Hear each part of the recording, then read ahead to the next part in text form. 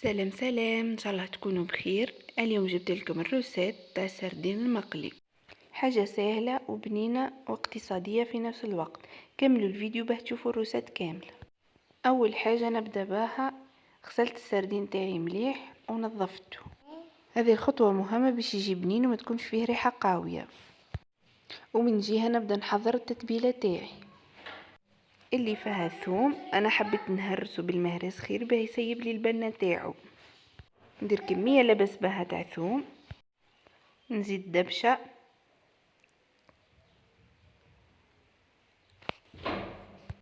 عصرة تاع قرص مليحه،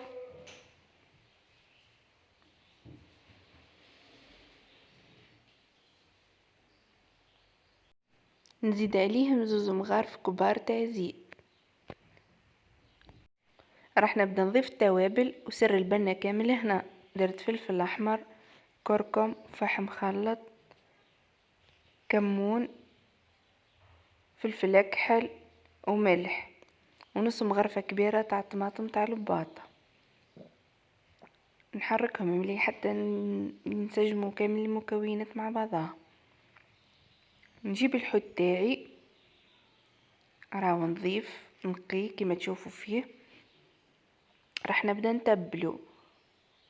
انا راح ندير الملح قبل ما نبدا نفوحهم، نزيد عليهم شويه تاع ملح من الفوق، ونبدا نضيف ليهم هذيك الخلطه تاع الفوحات.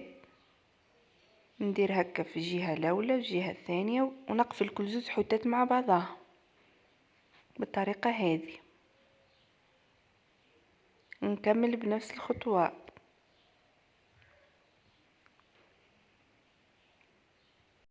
بعد ما فوحت الكميه اللي عندي كامله تاع السردين اللي تبقى لي من التتبيله هذه، نهز البنسو ونفوحهم من الفوق وزيد نقلبهم كيف كيف. بعد ما السردينه تاعي تشرب لي هذاك الفاح مليح واحد نص ساعه هكاك، نجيب الفارينه ونبدا نرمد فيها السردين بالطريقه هذه.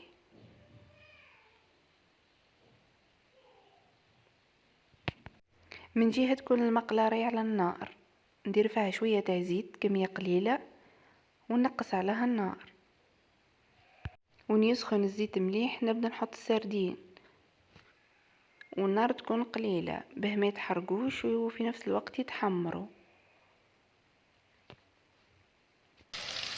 ما نحركهمش حتى يطيبوا من تحت مليح ويحمروا.